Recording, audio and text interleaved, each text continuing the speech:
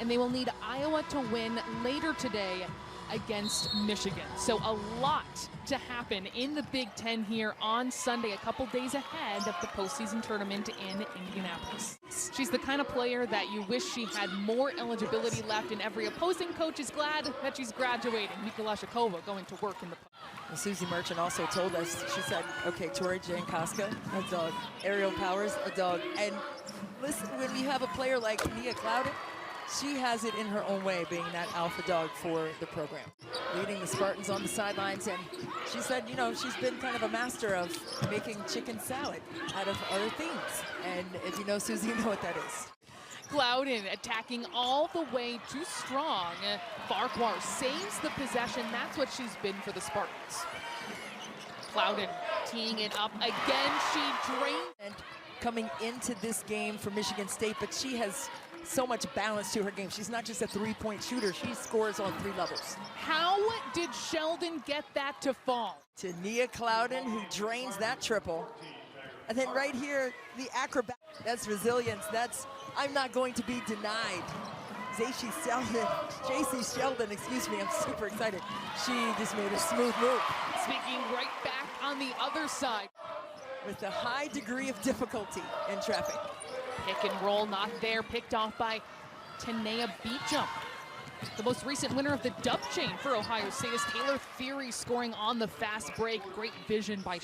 Hey, if she gets loose for a fast break, you can let her go ahead and try Duncan. He said it depends on the score, but she's got some honey bunnies on her. She can get up. Clouden, the turnaround is good in the paint. So for all of the consistency and all of the hard work that she does on the court, she wants to be known as that off of the court as well, and a tremendous leader in the community. And one opportunity for Taylor. Well, I love Taylor Theory's game. Watch right here. She's going to take a nice hard cut from the elbow on that weak side, cutting right in front of the defense, making it tough on that second. And a lot of draft boards for the WNBA. Tyre Park, someone who is in the conversation for 6th player of the year, the 3rd leading scorer on this team. She will score easily. 2-on-1, Sheldon will not get it. Another look for Mikesell. She's 2 for 2 from long range. Her teammates know to throw it into her shooting pocket, so all she has to do is rise and fire. That must have been tipped, but it gets into the hands of Parks. One more try, and that will go. With that is throwing passes in the air instead of ball faking up top and dropping it down low so that the post player can hold the position inside. Mikesell, her first 2. Shot clock is off for Michigan State. Theory with the steal. 2-on-1 for Ohio State. Sheldon slows it down, and Mikesell gets that to fall. Sheldon finds Mikesell. Opposite block, Theory. Ohio State making this defense work. Sheldon, the step back, falls.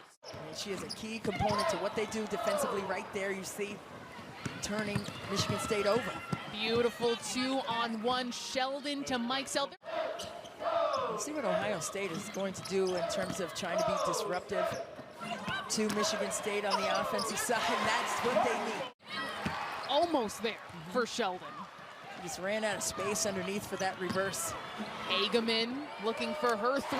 She drains it, the 2nd today for Michigan State. It's all about angles. Defense is all about angles. Taking what the offense wants away. Beecham uses the bank for her first bucket, coming off an Ohio State career-high 18 points. Those are the plays you're going to look at afterwards and think, wow, we had some really good looks in there. Farquhar, so smooth around the basket. Her defender flies through, just that easy for 2. Have the best defense take place for Ohio State, having you on the bench. Like, she has been tremendous today. And because of injuries, as Beecham will go to the line for a 3-point play. Will stay Michigan State basketball, did touch the rim, Eck driving, and she will have a 3-point play opportunity. The freshman trying to get things going offensively. Anyone wearing a Spartans uniform, I think that's what Susan Merchant is saying there. Quick shot by Mikesell along the baseline, goes through. that you could see potentially making a run to Friday or later? I mean, Northwestern, because at this juncture of the season, it's all about defense. Your shots are going to come and go. For being disruptive, taking her out of what she wants to do or what she likes to do, where she's comfortable offensively. Eck, the step back doesn't go, but Parks right there to clean things up. The bigs making an impact for the Spartans.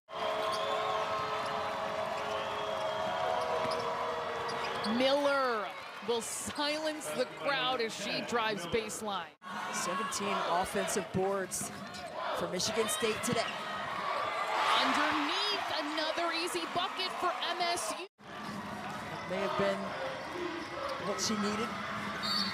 And Sheldon goes all the way to the rim, plus the foul. That they scored in the second quarter. They have not hit a three, but that just changed with Kateri Poole. And that is...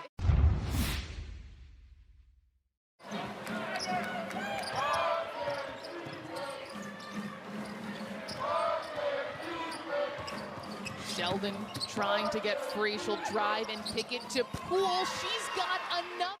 Loves to push tempo and get offense from a lot of different people.